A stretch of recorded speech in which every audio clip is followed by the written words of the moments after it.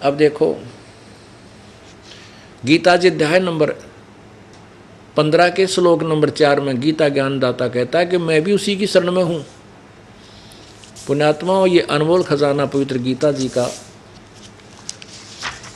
अभी तक छुपा पड़ा था, इन अज्ञानी ऋषियों महर्षियों संतों के हाथ नहीं लगा, क्योंकि ये योग्य नहीं थे, ये कुपात्र थे, सुपात्र नहीं थे, इसलिए परमात्मा ने उनको ये खजाना नहीं दिया।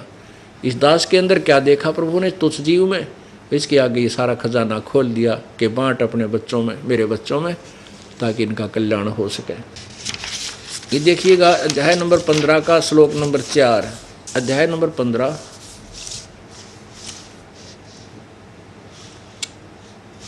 श्लोक नंबर 4।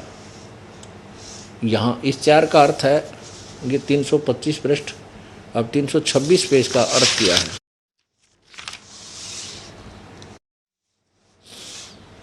उसके पश्चात यानी तत्वदर्शी संत मिल जाए, वो तत्व ज्ञान समझने के पश्चात, उसके पश्चात उस परम पद रूप परमेश्वर को भली भांति खोजना चाहिए, जिसमें गए हुए पुरुष फिर लौटकर संसार में नहीं आते, अर्थात उनकी जन्म मृत्यु कभी नहीं होती, अर्थात वो पूर्ण मोक्ष हो जाते हैं, पूर्ण मोक्ष को प्राप्त होते हैं। और जिस परमेश्वर से पुरातन संसार वर्ष की प्रवृत्ति विस्तार को प्राप्त हुई, अर्थात जिसने इस संसार पूरे संसार की रचना की है, उसी आदि पुरुष, ओहो, उसी आदि पुरुष नारायण के मैं शरण हूँ। गीता ज्ञानदाता कहता है उसी आदि पुरुष नारायण यानी पूर्ण परमात्मा के ही मैं शरण हूँ। इस प्रकार दृढ़ निश्चय करके उसी परमात्मा का, उस परमेश्वर का मनन और निधिध्यासन करना चाहिए। अब ये क्या क्लियर हो गया, हमारे सदग्रंथ जो हमें ज्ञान देना चाहते हैं वो हमारे नकली गुरु हमें नहीं बता पाए, और अभी तक ये मानव समाज भ्रमित रहा। ये महर्षि की पदवी पाने वाले भी कति अज्ञानी थे, इनको वेदों और गीता का कै का भी ज्ञान नहीं था।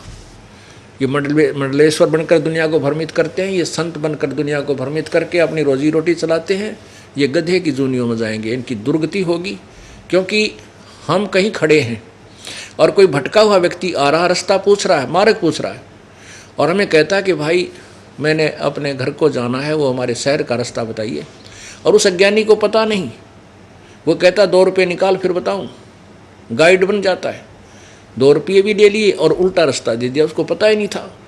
तो ऐसे निकम्मे आदमी से अच्छा तो वो ना बताता, ताकि वो गलत रास्ते जा कर के लंबा सफ़र और ना तय करता।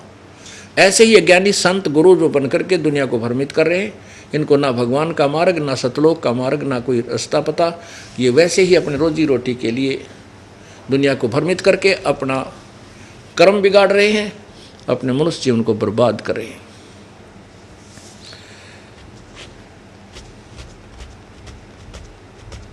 पुण्यात्माओं, जैसे अभी गीता जी अध्याय नंबर 18 के श्लोक नंबर 64, अध्याय नंबर 15 के श्लोक नंबर 4 में आपने सुना कि गीता ज्ञान दाता ये ब्रह्म ज्योति निरंजन श्री कृष्ण के शरीर में प्रवेश करके प्रेत की तरह बोल रहा है। वो कह रहा है कि मैं भी उसी परमात्मा की शरण में हूँ, मेरा पूज्य देव भी वही है, तुझे गुप्त से गुप्त भेद बताता हूँ। एक समय की बात है, गोरखनाथ जी बनारस में आ गए, जिस समय कबीर परमेश्वर जी लीला करते हुए वहाँ बनारस में प्रकट थे। उसमें उनकी छोटी सी आयु थी, 12-13 वर्ष की आयु, अपना लीला में शरीर की दिखा रहे थे, बना रहे थे। उसमें गोरखनाथ,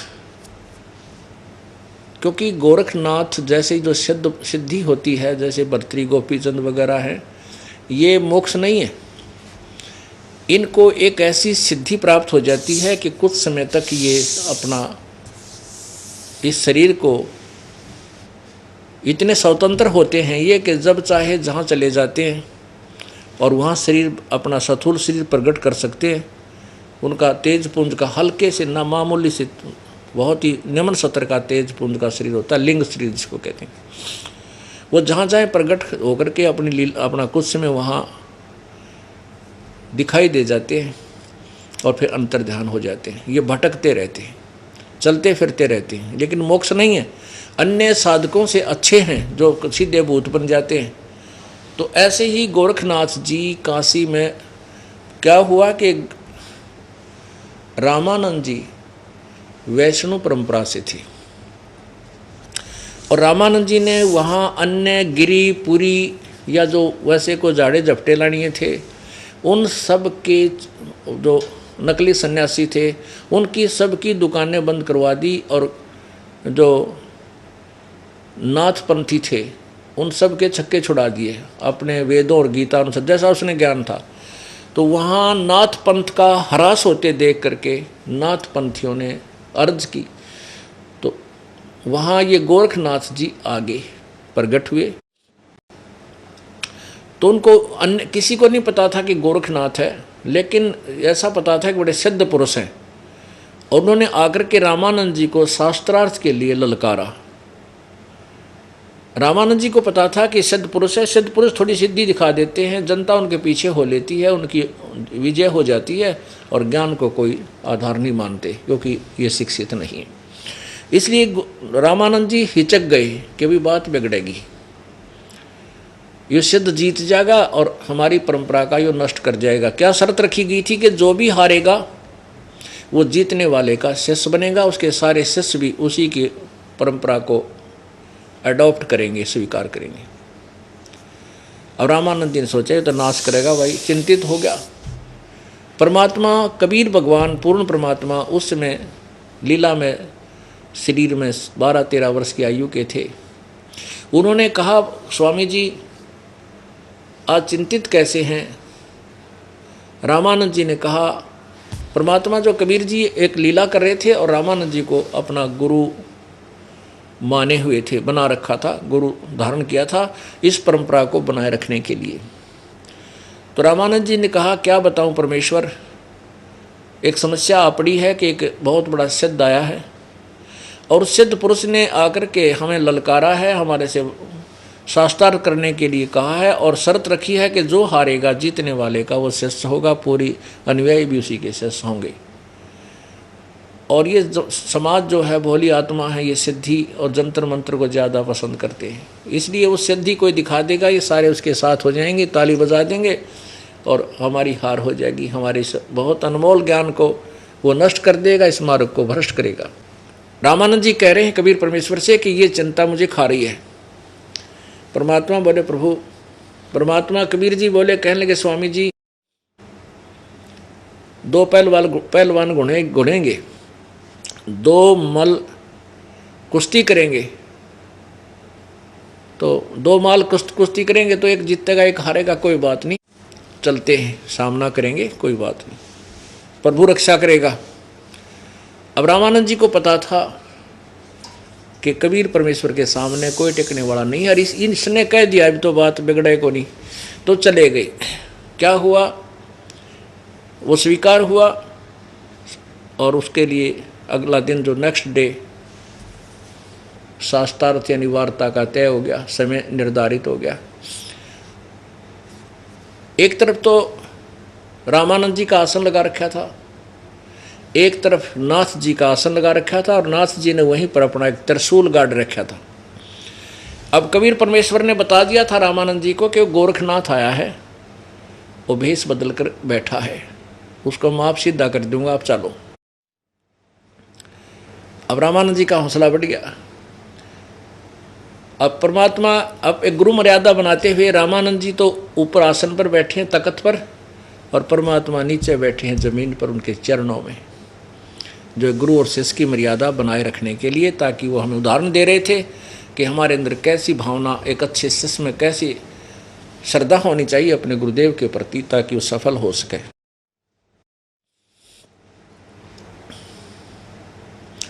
तो गोरखनाथ जी ने कहा कि रामानंद मेरे साथ चर्चा करो ज्ञान की।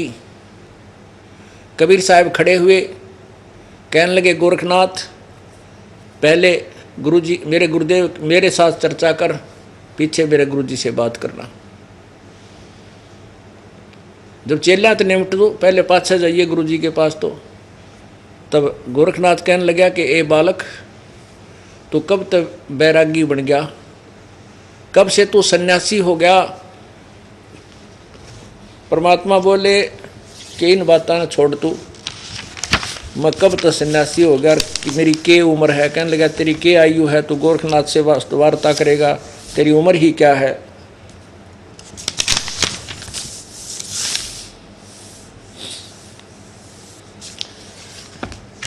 परमात्मा बोले इस बात ने तो भूल जा नाथ जी, मेरी उम्र क्या है, पहले तेना उम्र बता दो मेरी क्या है।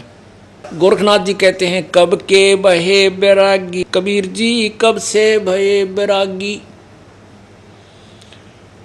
परमात्मा बोले गोरखनाथ जी कहते तू कब बन गया बैरागी?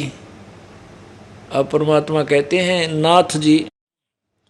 नाथ जी जब से बहे बैरागी, मेरी आद अंत सुध लागी। क्या बताते हैं? दूं कार आद का मेला, नहीं गुरु कोई ना था चेला। जब का तो हम योग उपासा, तब का फिरूं अकेला। क्या बताते हैं? जब ना दया पृथ्वी थी, ना कोई गुरु चेले की रिवाज थी, सबसे पहले मैं ही था पूर्ण परमात्मा रूप में।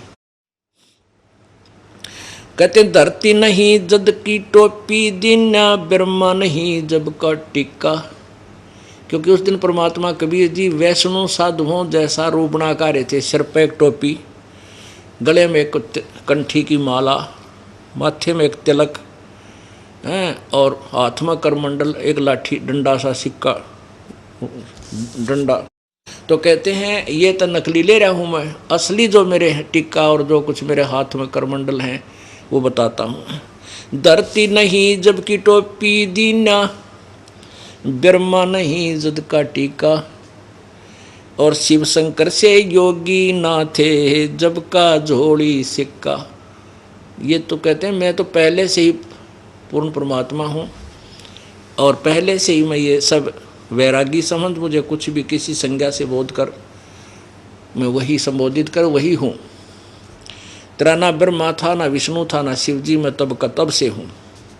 धरती नहीं जद का टोपी, दीना ब्रह्मा नहीं जद का टीका।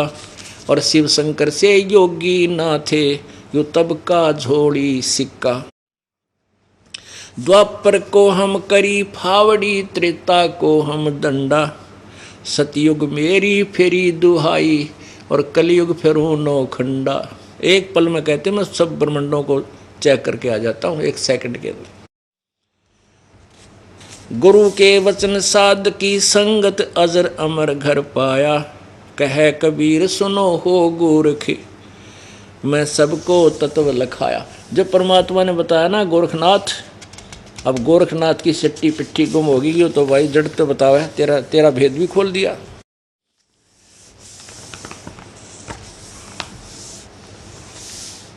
अब क्या पूछा था नाथ जी ने?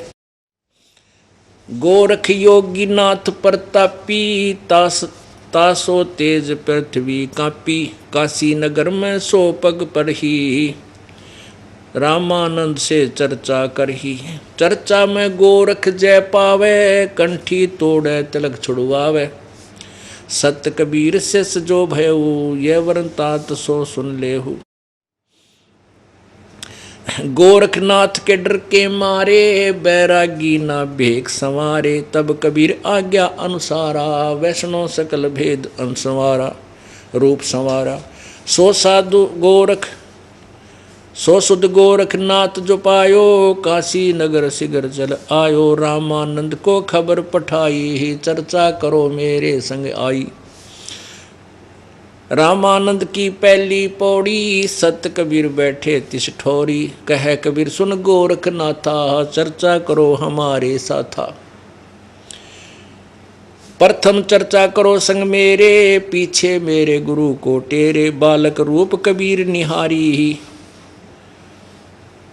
तब गोरख अस वचन विचारी उचारी। अब क्या कहता गोरखनाथ? बोला कि तेरी क्या उम्र है, छोटा सा बालक, कर तू चर्चा करेगा मेरे साथ, गोरखनाथ के साथ? तेरी क्या उम्र है, छोटा सा बालक? तो बोला ले भाई आयु सुन ले मेरी उम्र क्या है। परमात्मा बताते हैं जो बूझे सोए बावरा, क्या है उम्र हमारी। असंख्य युग पर ले गए मैं तब का ब्रह्मचारी, असंख्य युग पर ले हो लिए मैं तब का ब्रह्मचारी। कोट निरंजन हो गए परलोक सिधारी, तब हम तो सदा महबूब हैं स्वयं ब्रह्मचारी। अरबों तो ब्रह्मा गए 49 करोड़ कन्हैया, और 7 करोड़ तेरे शंभू मर गए मेरी एक नहीं पलैया।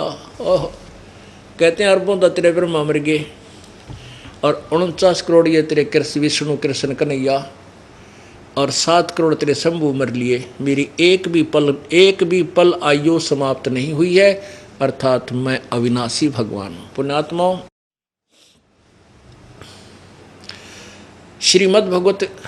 श्रीमद् देवी भागवत पुराण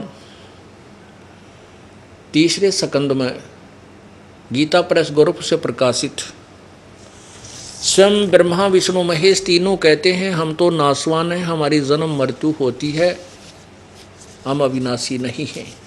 और ये अज्ञानी लोग इन्हीं को अविनाशी अजरो अमर बता करके दुनिया को गुमराह करते आए हैं। अब देखिएगा, आपको थोड़ा सा श्री देवी पुराण की झलक दिखाते हैं। पुण्यात्माओं, ये तत्व ज्ञान है। अब इसका सूर्य उदय हो रहा है, इसमें रह कर प्रूफ देने पड़ेंगे, प्रमाण देने पड़ेंगे, तब श्रोता को विश्वास होगा कि सचमुच ये संत सच्ची कह रहा है।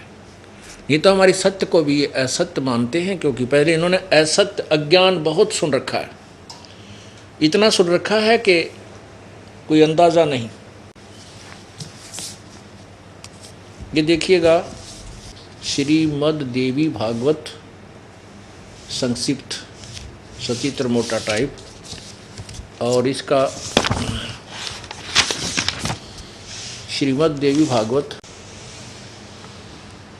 संपादक हनुमान प्रसाद पोदार चिमनलाल गोस्वामी, और इनके संपादक कौन है ना, प्रकाशक और मुद्रक, प्रकाशक एवं मुद्रक गीता प्रेस गोरखपुर, गोविंद भवन कार्यालय कोलकाता का संस्थान। ये इनके फ़ोन नंबर मोबाइल नंबर है।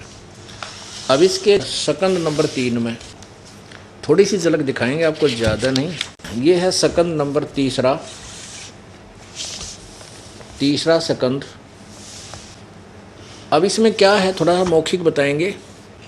दुर्गा ने एक विमान ऊपर से बुलाया, ब्रह्मा विष्णु महेश को तीनों को विमान में बैठाया, ऊपर की सैर कराई।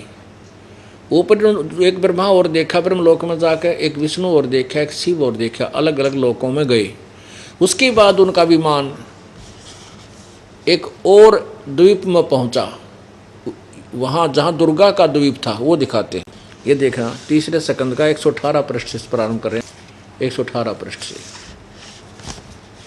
अक्षण भर के बाद वह विमान उस शिखर से भी पवन के समान तेज चाल से उड़ा और बैकुंठ लोक में पहुंच गया। वहाँ भगवती लक्ष्मी का विलास भवन था। बेटा नारद, ब्रह्मा बता रहा है, वहाँ मैंने जो संपत्ति देखी उसका वर्णन करना मेरे लिए असंभव है।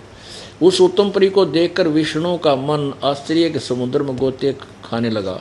वहाँ कमल लोचन श्रीहरि विराजमान थे। अलसी के फूल के समान उनके श्री विग्रह यानी शरीर की कांति थी। पीताम्बर पहने हुए थे, 4 भुजाएं थी, वे पक्षी राजगुण पर विराजमान थे। दिव्य आभूषणों से उनकी अनुपम शोभा हो रही थी। प्राण प्रिया लक्ष्मी जी चंवर दुला रही थी। उन सनातन श्रीहरि की झांकी पाकर हम सभी भौचक्के से रह गए। ब्रह्मा विष्णु महेश जो विमान में बैठे थे, वह तीनों कहते हैं एक और विष्णु देखा, वो काल था, भौचक्के से रह गए। एक दूसरे को देखते हुए हम विमान में एक उत्तम आसन पर बैठे रहे। इतने में पवन से बातें करता हुआ वह विमान तुरंत उड़ गया। आगे अमृत के समान मीठे जल वाला समुद्र मिला। उसका जल बड़ा ही मधुर था और वहीं एक मनोहर द्वीप था उस समुद्र में। उसी द्वीप में एक मंगल में मनोहर पलंग बिछा था। उस पलंग में सुंदर वस्त्र जड़े थे। उस उत्तम पलंग पर एक दिव्य रमणी बैठी थी। वे ऐसी प्रभावपूर्ण देवी थी मानो करोड़ों बिजलियां एक साथ चमक रही हों। अत्यंत सुंदर मुख था, लाल लाल दांत थे, करोड़ों लक्ष्मियों से भी अधिक वह सुंदर थी। अब ब्रह्मा कहता है कि उन्हें देखकर, जो हमारे साथ बैठा था विष्णु काल का पुत्र, ये तीनों ब्रह्मा विष्णु महेश जो विमान में बैठे ऊपर जा रहे थे, उन्हें देखकर हम सभी महान आश्चर्य में पड़ गए। कुछ समय तक हम वहीं ठहरे रहे, आपस में कहने लगे सुंदरी कौन है और इसका क्या नाम है, हम इसके विषय में बिल्कुल अनभिज्ञ हैं। इससे हजार नेत्र हजार आते। नारद यों संदेहग्रस्त होकर हम लोग वहीं रुके रहे। तब भगवान विष्णु ने उन चारों साहिनी भगवती को देखकर विवेक पूर्वक निश्चय कर लिया। अब काल ने इनकी बुद्धि खोल दी। अब विष्णु को अपने जन्म की याद आ गई, बालकपन की। निश्चय कर लिया कि यह भगवती जगदम्बिका है। तब उन्होंने कहा कि ये भगवती हम सभी की आदि कारण है। आदि कारण माने हमें जन्म देने वाली। महाविद्या और महामाया इसी के नाम, इसके नाम है, इनके नाम है। ये पूर्ण प्रकृति है। ये दुर्गा को प्रकृति भी कहते हैं, ये याद रखना। आगे देखना 120 पृष्ठ पे, 120 पृष्ठ।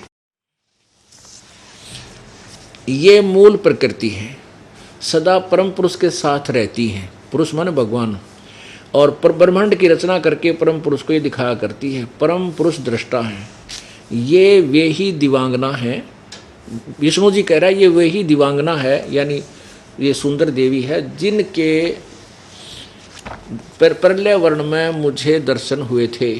उस समय मैं बालक रूप में था, छोटा सा बच्चा था, और मुझे पालने में ये झुला रही थी। वट वृक्ष के पत्थर पर एक सुंदर सुदृढ़ सैया बिछी थी।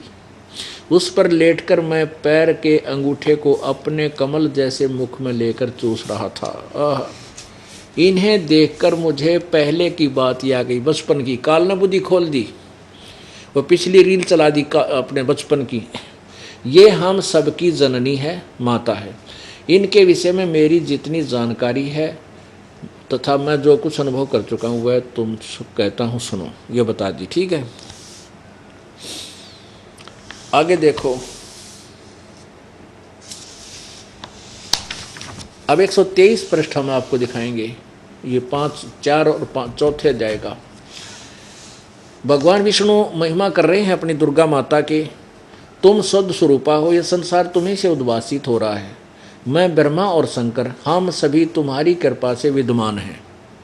हमारा आविर्भाव मन जन्म और तिरोभाव मन मृत्यु होता है, हुआ करता है। केवल तुम ही नित्य हो, अविनाशी हो, जगत जननी हो, प्रकृति और सनातनी देवी हो। भगवान शंकर बोले, देवी यदि महाभाग विष्णु तुम्हीं से उत्पन्न हुए, प्रकट हुए हैं, तो उनके बाद उत्पन्न होने वाले ब्रह्मा भी तुम्हारे ही बालक हुए। फिर मैं तमोगुणी लीला करने वाला शंकर क्या तुम्हारी संतान नहीं हुआ? अर्थात मुझे भी उत्पन्न करने वाली तुम ही हो। इसे 2 बात सिद्ध होगी देवी भागवत से कि ब्रह्मा विष्णु महेश नाशवान है, जन्म मृत्यु होती है।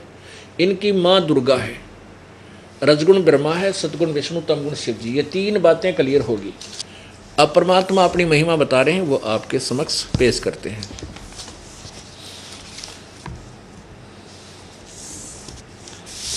जो बूझे सोए बावरा, क्या है उम्र हमारी। असंख्य युग पर लय हो गए, हम तब के ब्रह्मचारी ही। अरबों तो ब्रह्मा गए, 49 करोड़ कन्हैया, और 7 करोड़ तेरे शंभु मृगे, मेरी एक पलैया, मेरी एक नहीं पलैया। कोटन नारद हो गए ये मोमंद से चारी, देवतन की गिनती नहीं क्या सृष्टि बिचारी। ना बूढ़ा ना बालक ना कोई भाट भिखारी, कह कबीर सुनो वो गोरख, ये है उम्र हमारी। पुण्यात्माओं, एक ब्रह्मा जी की आयु कितनी होती है? अब आपने पहले शब्द में सुना था कि कोटि निरंजन हो गए परलोक सुधारी। अभी आपने सुना इसी शब्द में कि कोटिक निरंजन हो गए परलोक से धारी, हम तो सदा महबूब हैं स्वयं ब्रह्मचारी। परमात्मा कह रहे हैं कि तेरी ज्योति निरंजन भी करोड़ों बार मर लिया। परलोक से धारणा माने मृत्यु होना। अब इनकी मृत्यु बताते हैं। जैसे गीता जी अध्याय नंबर 4 के श्लोक नंबर 5 में, 4 में, श्लोक नंबर 5 में और 9 में क्या कहा कि अर्जुन तेरी और मेरे बहुत जन्म हो चुके, तू नहीं जानता मैं जानता हूँ। गीता जी अध्याय नंबर 2 के 12 में भी ये कहा कि अर्जुन ये मत समझ कि सभी सामने खड़ी सेना, ये सैनिक या योद्धागण और तू और मैं पहले नहीं थे या आगे फिर ना जन्म होगा। ये मत समझ के हम वर्तमान में ही हैं, अर्थात पहले भी जन्मे थे, आगे भी जन्म मृत्यु होगी, वर्तमान में भी। गीता जी अध्याय नंबर 4 के श्लोक नंबर 5 में कहा कि तेरे मेरे बहुत जन्म हो चुके, तू नहीं जानता मैं जानता हूं। 9 में कहा कि मेरे जन्म और कर्म अलौकिक है। अलौकिक का तात्पर्य है कि मैं तेरे की तरह जन्म नहीं लेता किसी स्त्री के गर्भ से। वो अभी बताते हैं आपको अलौकिक कैसे होते हैं। जैसे एक सिद्धि होती है, शरीर धारण कर सकता है। उदाहरणार्थ आदरणीय गरीबदास साहिब जी, जब इनको परमेश्वर कबीर जी मिले उसके बाद इनकी जो ज्ञान योग खुला, भक्ति सत्य की, 61 वर्ष की आयु में छुड़ानी में शरीर छोड़ दिया। वो चोला छोड़ दिया अपना जो माँ से मिला था। उसके ऊपर वहाँ यादगार बनी हुई है जिसको छत्री साहिब कहते हैं। ये दास भी वहाँ पहले जाता रहा है। एक सहारनपुर के अंदर एक भूमड़ नाम का सैनी बाग था उसका, वो गरीबदास जी का शिष्य हुआ था। वो संत गरीबदास जी का शिष्य हुआ था और उनकी अटूट श्रद्धा थी प्रभु में, और गरीबदास जी से वो अटूट प्यार करता था। तो एक प्रॉमिस कर लिया था गरीबदास जी ने कि बेटा मैं तेरे पास आऊँगा, वहाँ कुछ समय रहूँगा।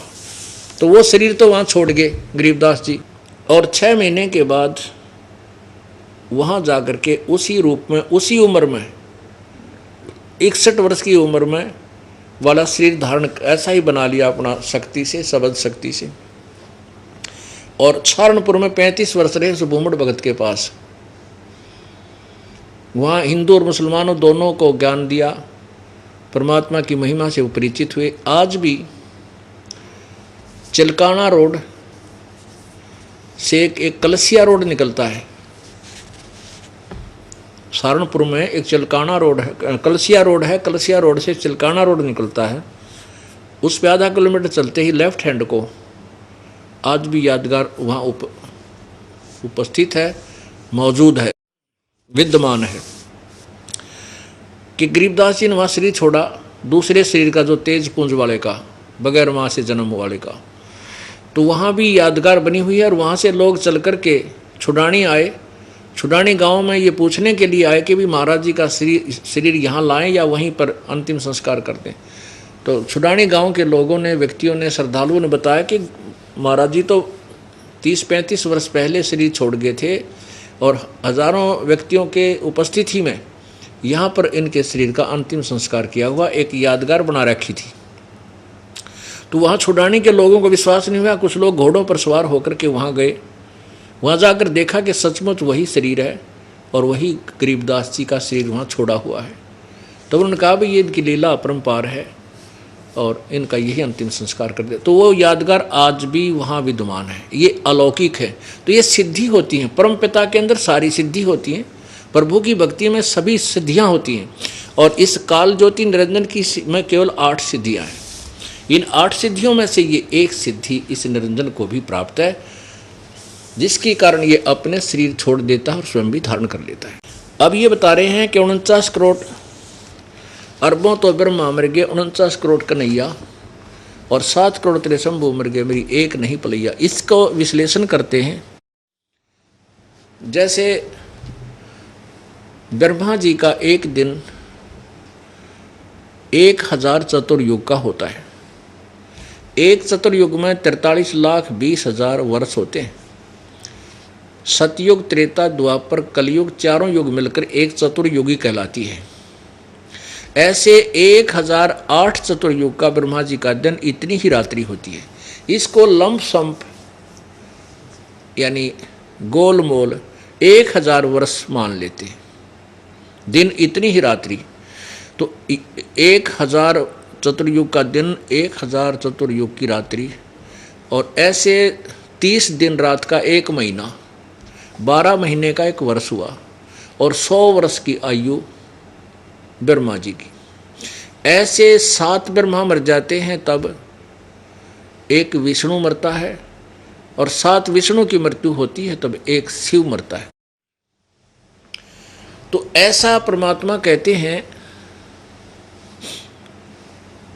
कि ये ज्योति निरंजन जो है, अब ज्योति निरंजन जो क्षर पुरुष है, ये क्षर पुरुष ब्रह्मा विष्णु महेश का पिता, ये गीता ज्ञान दे रहा है श्री कृष्ण में प्रवेश करके। ये काल है, ये कहता है चौथे अध्याय के 34वें श्लोक में कि तेरे मेरे बहुत जन्म, चौथे अध्याय के 5वें श्लोक में कि तेरे मेरे बहुत जन्म हो चुके हैं, तू नहीं जानता मैं जानता हूँ। 9वें श्लोक में कहा है चौथे अध्याय में कि मेरे जन्म और कर्म अलौकिक हैं। कैसे हैं? जब 70,000 ये त्रिलोकीय शिव मर जाते हैं, 70,000, तब एक जो ब्रह्मलोक में युकाल 3 रूप धारण करके रहता है, एक महाब्रह्मा, महाविष्णु, महाशिव, इसको ब्रह्मलोकीय शिव, ब्रह्मलोकीय विष्णु, ब्रह्मलोकीय ब्रह्मा भी हम इसका नाम रखते हैं। तो ब्रह्मलोकीय जो शिव है, इसकी मृत्यु 70,000 त्रिलोकीय शिव की मृत्यु के उपरांत होती है। अब 70,000 उत्तर, और ये एक जो काल की मृत्यु होती है, ये युग होता है एक परब्रह्म का, अक्षर पुरुष का। ऐसे ही अक्षर पुरुष की उम्र होती है 1000 युग का दिन, 1000 युग की रात। इसमें चतुर्युग नहीं होता परब्रह्म की आयु में, ओनली युग, नोट चतुर्युग। और ऐसे ही 30 दिन रात का एक महीना, 12 महीने का एक वर्ष, और 100 वर्ष की परब्रह्म की आयु, फिर भी मृत्यु होती है। कबीर परमेश्वर अर्थात सतपुरुष, पूर्ण ब्रह्म, परम अक्षर ब्रह्म, इसकी मृत्यु नहीं होती, इनकी आयु नहीं है। तो यहाँ क्या बता रहे हैं कि अरबों तो ब्रह्मा गए ये 49 करोड़ कन्हैया, और 7 करोड़ तेरे शंभु मुर्गे मेरी एक नहीं पलैया। अब 70,000 को 1000 तो गुणा कर दे, करोड़ से गुणा कर दे,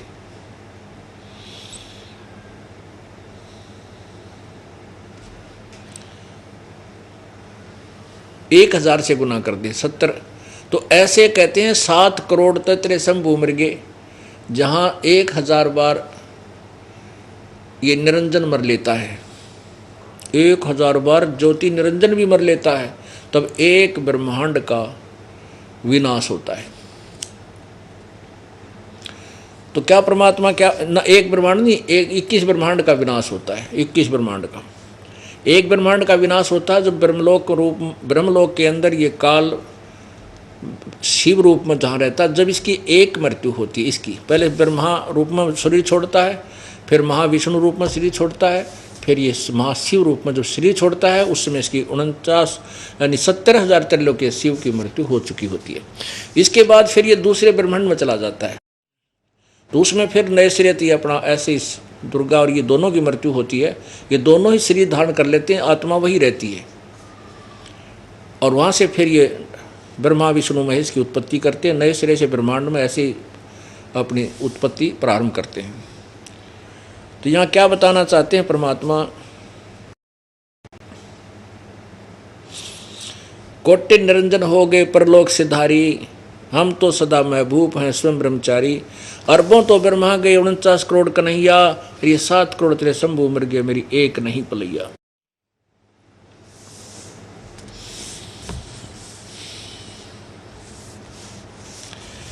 अब आगे क्या बताते हैं,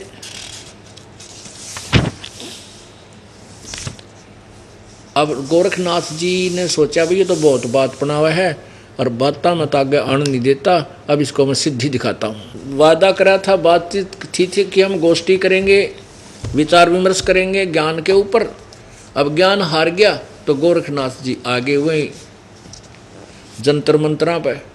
नाथ जी कहने लगे कि बच्चा तू बातें बहुत बनाता है, अभी मैं तेरे से निपटता हूँ। नाथ जी अपने आसन से उड़े आकाश में सिद्धि से, और जो त्रिशूल गाड़ रखा था 6-7 फुट का ऊंचा, उसके ऊपर 3 ऐसे तीर होते हैं। एक लोहे की, नीचे लोहे का डंडा सा होता है, ज़मीन में गाड़ दिया जाता है, नीचे भी उसका एरो नोकीला होता है। और नाथ जी सिद्धि से ऊपर जाकर के उसके ऊपर विराजमान हो गए, ऐसे बैठ गए, सिद्धि से उसके ऊपर विराजमान हो गए। और कबीर परमेश्वर से कहा कि ए बालक, ए कबीर जी, यदि मेरे से चर्चा करनी है ज्ञान की, मेरे इक्वलेंट आसन पर आ जा, मेरे बराबर आसन में विराजमान हो, तब मैं तेरे से बात करूंगा, अन्यथा तुम हार गई। परमात्मा ने कहा, नाथ जी, आपकी और हमारी जो विचार थे, आपकी और हमारी जो बात हुई थी, वायदा हुआ था, वो विचार विमर्श करने का, ये जंतर मंतर करके दुनिया को भ्रमित करने का नहीं था। आप उसी स्थान पर आओ और बात कर ढंग से। कहने लगा, तुम्हारे पास कुछ नहीं है, इसलिए तुम दुनिया को गुमराह करते हो। नाथ जी बोले, और आ मेरे बराबर में बैठ बात कर, तब मैं तेरी बात सुनूंगा, अन्यथा नहीं सुनता। अब लोगों ने ताड़ी बजा दी, वाह वाह, गोरखनाथ जी ने कमाल कर दिया। परमात्मा ने क्या पहले मालूम था कि वो बच्चे की उम्र की बुद्धि कहाँ तक काम करेगी गोरखनाथ की। कबीर साहब ने जो जेब में एक जो है ना धागे की रील डाल रखी थी, क्योंकि जुलाई का काम करते थे, और पहले चरखा काता करती थी बुढ़ियाएँ, वो चरखा काट करके सूत की बंडल बना दिया करते, छोटे छोटे कुकड़ी का करते, हमारे रोहतक जिले में कुकड़ी यानी जैसे धागे की रील होती, कच्चे धागे की। तो परमात्मा उस धागे की रील को जेब में डाल लाए, पता था उनको, और वो रील निकाल ली धागे की बाहर, उसका एक सिरा पकड़ लिया और उसको ऐसे आदेश दे दिया, आकाश में फेंक दिया। वो ऐसे उदड़ के अनबंडल होगी वह, और सीधा धागा 150 फुट ऊंचाई तक ऊपर खड़ा होगा, सीधा खड़ा हो गया। उसका दूसरा सिरा आसमान में 150 फुट की ऊंचाई पर था। एक सिरा जमीन पर, दूसरा सिरा 150 फुट की ऊंचाई पर आसमान में। परमात्मा कबीर जी वहाँ से उठे अपने आसन पर और उस आखिरी सिरे पर जाकर विराजमान हो गए और कहा, गोरखनाथ जी आजा मेरे बराबर में, यहाँ बैठ, वार्ता करेंगे। अब पुण्यात्माओं, ये नहीं था कि गोरखनाथ जी ऊपर और नहीं जा सकते थे, क्योंकि एक सिद्धि आकाश से उड़ जाई, एक सिद्धि जल पैर न लाई, एक सिद्धि जो बहु जुग जीवे, एक सिद्धि जो खावे न पीवे, काफ़ी वर्षों तक जीवित रह सकता है। इस तरह सिद्धियाँ हैं, लेकिन ये सिद्धियाँ भक्ति के लिए, भगत मोक्ष के लिए नहीं है, ये तो दुनिया को भ्रमित करके अपने पीछे लाने के लिए। लेकिन परमात्मा के अंदर ये सिद्धियाँ सारी विद्यमान हैं, उन्हीं से इन्होंने तपस्याएं करके एक आधी प्राप्त करके ये प्रभु पाक जाते हैं। और जो इनके जीवन के लिए सबसे बड़े घातक होते हैं, काल का दाव लग जाता है, ये प्रभुता पा करके दुनिया को भ्रमित करके यहीं काल के जाल में रह जाते हैं। अब नाथ जी ने चाहा था ऊपर को उड़ूं, लेकिन परमात्मा ने उसकी सारी सिद्धियां खींच ली, नष्ट कर दी, और वो जमीन पर जाकर घनौ पड़ा, जैसे पड़ाकर ऊंचे गदड़ देशी। सारे आड बोले गोरखनाथ के, वो जान गए कि ये कोई परम शक्ति है। पुण्यात्माओं, सिद्धि क्या है? जैसे ये घड़ी है, ये वॉच, इसको वैज्ञानिकों ने सिद्ध कर रखी है, सिद्धि बना दी कि ये चल रही है। इसमें लोहे की सुई है और इसके सामने चुंबक आ जाए, मैग्नेट सामने कर दिया जाए तो ये वहीं जाम हो जाएगी, 1 सेकंड भी आगे नहीं चल पाएगी। ऐसे ही परमपिता परमात्मा को चुंबक जानो, और ये छोटे मोटी सिद्धियां जो प्राप्त किए फिरते हैं ये संत महंत, ये ऐसे घड़ी जानो, उस चुंबक के सामने आते ही सारे जाम हो जाते हैं, उनकी सिद्धियां फेल हो जाती हैं। फिर नारद जी गोरखनाथ का जज की यकीन हो गया, भाई ये तो सचमुच कोई परम संत, परम सिद्धि युक्त है, भगवान तो बहुत देर में मानेगा इसको। और गोरखनाथ जी समझ गए कि अब तेरी दाल गले नहीं। बुद्धिमान व्यक्ति वही होता है, तुरंत स्वीकार कर लेता अपनी हार को। कहा कि आप नीचे आओ, मेरी बात सुनो, मैं समझ गया आपकी, आप परम शक्ति है आपके अंदर। गोरखनाथ जी ने सोचा कहीं तू अभी अधूरी बात मान ले। कहने लगा, मैं एक परीक्षा और लूँगा आपकी, तब आपको गुरु मानूंगा, क्योंकि गुरु वो शर्त थी कि जो हारेगा वो शिष्य बनेगा। गोरखनाथ जी बोले मैं एक परीक्षा और लूँगा आपकी, फिर अगर आप उसमें सफल हो गए मैं आपका शिष्य बन जाऊँगा। कबीर साहब बोले वह भी काट ले अपनी फड़क चल। कहने लगा कि वहाँ गंगा है, वहाँ से 200 फुट की दूरी पर गंगा दरिया बह रही थी बनारस में। कहने लगे गंगा के किनारे चलो, वो चले गए, कबीर जी भी चले गए, वो भी और भी दर्शक भी साथ हो लिए।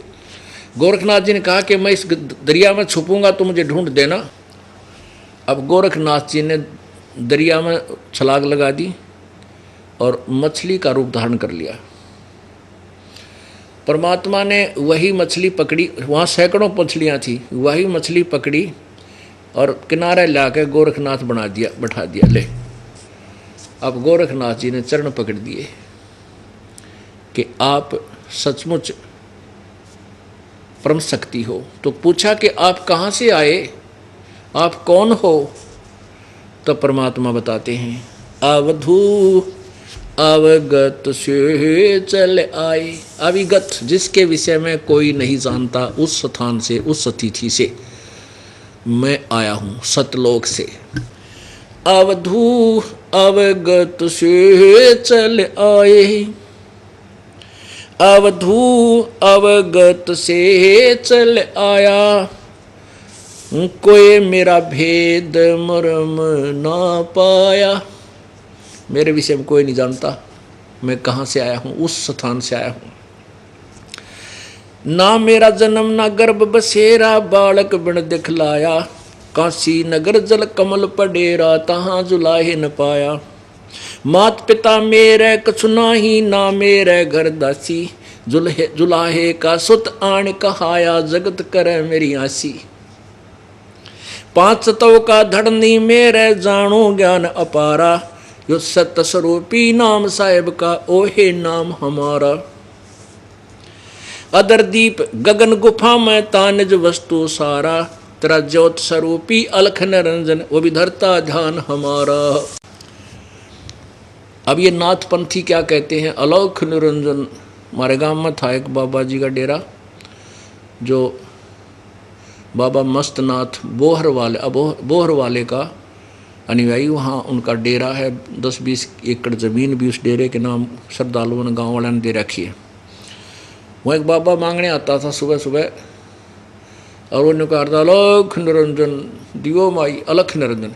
तो वो अलख निरंजन ये क्या कहते हैं कि परमात्मा अलख निरंजन है, वो दिखाई नहीं देता। अलख माने तो दिखाई ना दे, निरंजन माने प्रभु, यानी ये निराकार परमात्मा मानते हैं, ये काल तक इनकी बुद्धि सीमित है।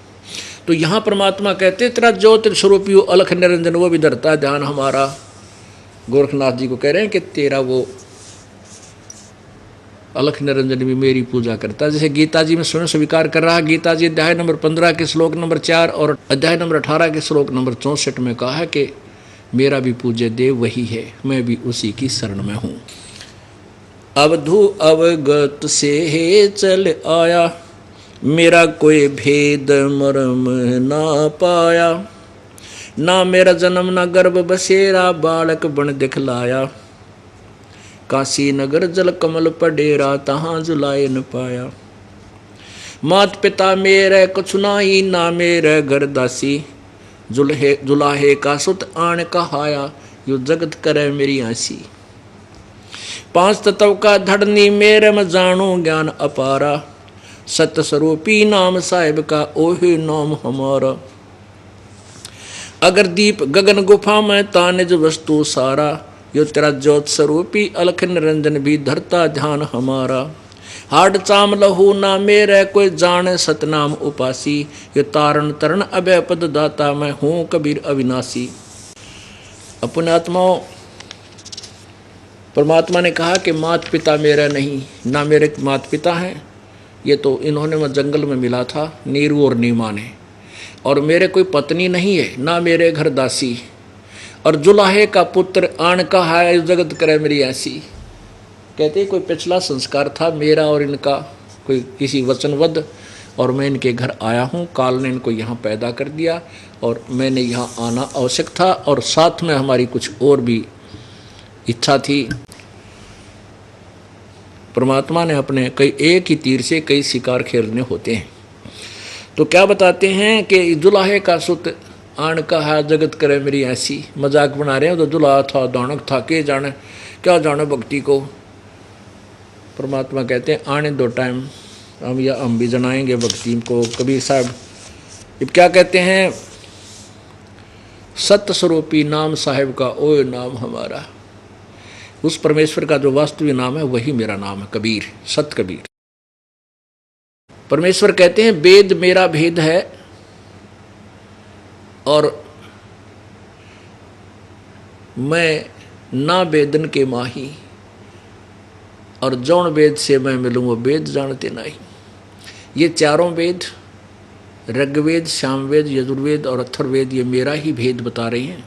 लेकिन मैं इन वेदों के आधार से मैं नहीं मिल सकता। इन वेदों में केवल इतना ही लिखा है कि मेरा ओम नाम है, ब्रह्म का जाप ओम है, और उस पूर्ण परमात्मा की भक्ति आपने करनी है तो किसी तत्वदर्शी संत की तलाश करो।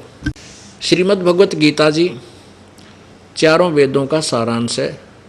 गीता जी अध्याय नंबर 8 के श्लोक नंबर 13 में स्पष्ट किया है कि मेरा तो, गीता ज्ञान दाता कह रहा कि मेरा तो केवल एक ओम मंत्र है और कोई मंत्र है ही नहीं।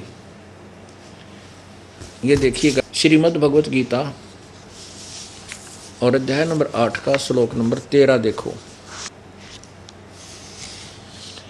ये 13, इसका संस्कृत देखो पहले। ओम इति एकाक्षरम ब्रह्म व्यवहारण माम अनुस्मरण, यह प्रयाति तजनदेहम यह स याति परमाम गतिम। क्या बताया है कि सब यहाँ से शुरू होता है ओम, क्योंकि दोनों का इकट्ठा कर रखा है उन्होंने 12 और 13 का, हम 13 लेंगे। यहाँ से है ओम इति एक अक्षरम।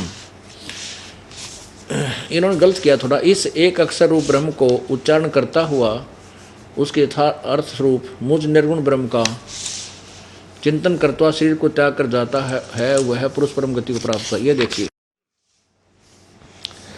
इसका सीधा अर्थ है ओम इति एकाक्षरम ब्रह्म व्यवहारण माम अनुस्मरण। इति ओम, ओम इति माने यह एक अक्षर है, एकाक्षरम, एक अक्षर यही है मेरा। ओम इति एक अक्षरम माम ब्रह्म, माम ब्रह्म व्यवहारण अनुस्मरण। ये संस्कृत में ऐसे उल्टा सुल्टा जुड़ा कर रहे हो। ओम इति एक अक्षरम माम ब्रह्म व्यवहारण अनुस्मरण। इसका अर्थ है कि मुझ ब्रह्म का, माम माने मुझ, ब्रह्म माने ब्रह्म का, इति माने यह है, एक अक्षर माने एक अक्षर ओम ही है। व्यवहारण माने उच्चारण करके, व्यवहारण इन्होंने खुद लिखा है। यहाँ देखो व्यवहारण, व्यवहारण माने उच्चारण करता हुआ, व्यवहारण उच्चारण करता हुआ, और समर्थ माने अनुसमन चिंतन करता हुआ। इसका अर्थ यह है कि ओम इति एकाक्षरम ब्रह्म व्यवहारण माम अनुस्मरण, माम ब्रह्मुज ब्रह्म का केवल इति माने यह है, एक माने एक अक्षर ओम है। उच्चारण करते हुए स्मरण करता हुआ, इसका उच्चारण करते हुए स्मरण करता हुआ जो समाज शरीर त्याग कर जाता है, अंतिम यानी अंतिम सांस तक इसका सेवन करता है, मेरे वाली परम गति को प्राप्त होता है। और अपनी परम गति को 7वें अध्याय के 18वें श्लोक में स्वयं कहता है वो तो अनुतमाम है, घटिया है। इसलिए 18वें अध्याय के 62वें श्लोक में कहा कि उस परमेश्वर की शरण में जा जिसकी कृपा से तो परम शांति और शाश्वत स्थान यानी सतलोक को प्राप्त होगा। अब एक ब्रह्म है। और फिर गीता जी अध्याय नंबर 4 के श्लोक 34 में कहा कि उस परमेश्वर की तन प्राप्ति करनी है तो उसके लिए तत्वदर्शी संत की खोज कर। यह ऐसे ही यजुर्वेद अध्याय नंबर 8 के श्लोक नंबर 10 और 13 में दोनों में स्पष्ट किया है कि परमात्मा के बारे में कोई तो साकार का है, कोई निराकार, कोई जन्म लेने वाला, कोई ना जन्म लेने वाला बताता है। उसके विषय में कोई तत्वदर्शी संत, धीराणाम तत्वदर्शी संत तुझे बताएंगे, उनसे सुन ले। यानी वेदों का ज्ञान भी इनकम्प्लीट है, यानी गलत नहीं कह सकते, अधूरा है। जैसे मैट्रिक तक का सिलेबस है वो गलत नहीं कह सकते, लेकिन इनकम्प्लीट है, एमए और पीएचडी बीए का नहीं है। ऐसे उसके लिए अलग कॉलेज है, अलग से उसकी स्थिति है। इसलिए गीता जी के ज्ञान का जहाँ तक संबंध है, वेदों का ज्ञान का जहाँ तक संबंध है वो ठीक है, लेकिन वो पूर्ण मोक्षदायक नहीं है। इसलिए तत्वदर्शी संत और पूर्ण परमात्मा की आपको आवश्यकता पड़ती है परमात्मा पाने के लिए। बोलो सतगुरुदेव सत साहिब। कर जोरूं विनती करूं, धरूं चरण पर शीस। गुरु जी राम देवानंद जी महाराज ने दियो नाम बख्शीश। कोटि कोटि सिजदा करूं, कोटि कोटि प्रणाम। चरण कमल में राखियो मैं, बंदी जाम गुलाम। कुत्ता तेरे दरबार का, मोतिया मेरा नाम। गले प्रेम की जेवड़ी, जहाँ खेचो वहाँ जाऊं मैं। तो करो तो बावड़ू, दूर दूर करो तो जाऊं। जो राखो तो ही रहूं, जो देवो सो खाऊं।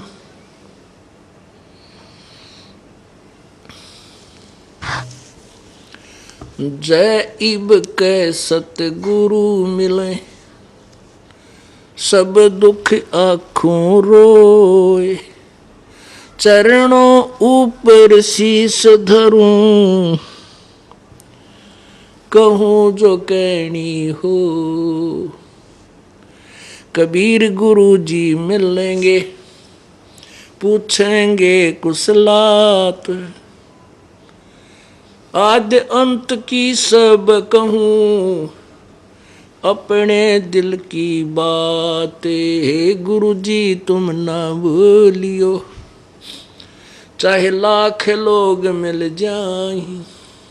हमसे तुमको बहुत हैं, तुमसे हमको नहीं। तुम्हारे विसारे क्या बने, मैं किसकी शरण में जाऊं। शिव वृंच मुनि नारदा, इनके हृदय न समाऊं।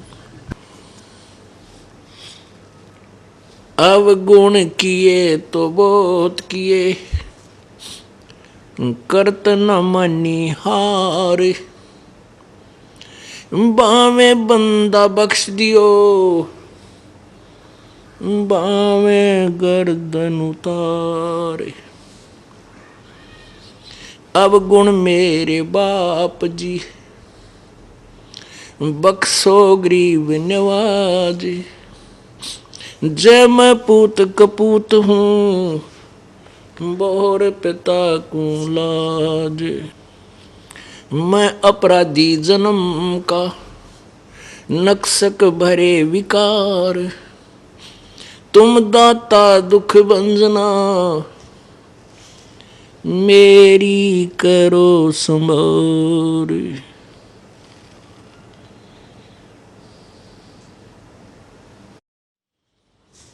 बंदे तो करे बंदगी, जय चावे दीदार। अवसर मानुष जन्म का, भाई मिले न बारंबार।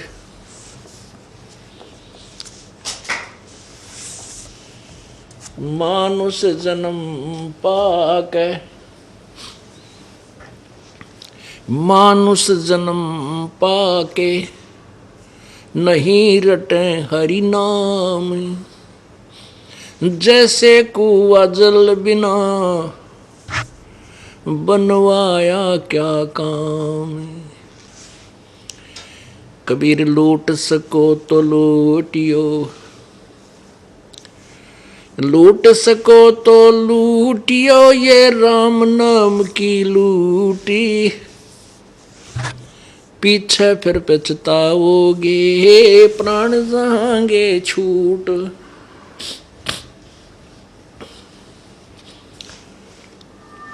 नहीं भरोसा देही का, विनस जावे छिन माही। श्वास उश्वास में नाम जपो भाई, और यतन कछु नाही। श्वास उश्वास में नाम जपो, व्यर्थ श्वास मत खो। ना जाने इस श्वास को, आवन हो कि न हो। मर्द गर्द में मिल गए, मर्द गर्द में मिल गए, वो रावण से रणधीर। कंस के सी चाणूर से भाई, हिरणाकशिपु बलबीर। तेरी क्या बुनियाद है, जीव जन्म धर लेत। गरीब दास हरि भक्ति बिन, तेरा खाली रह जा खेत। कबीर झूठे सुख को सुख कहें, इस झूठे सुख को सुख कहे, ये मान रहा मन मोदी। ये सकल चबीना काल का भाई, कुछ मुख में कुछ गोद।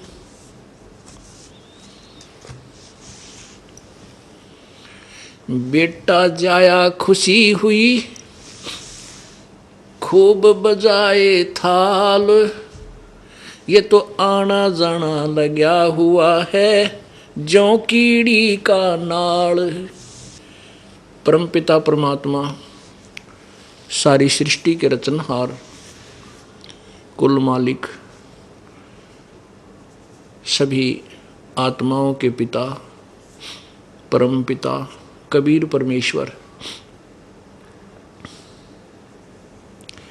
हम कालजाल में फंसी हुई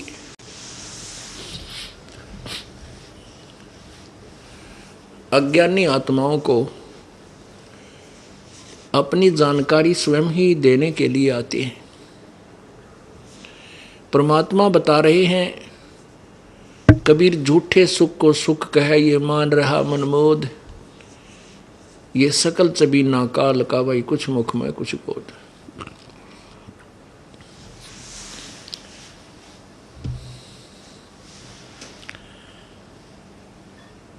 फिर क्या बताते हैं, बेटा जाया खुशी हुई और बहुत बजाए थाल।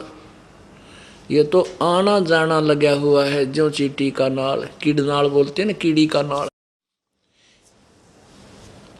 जैसे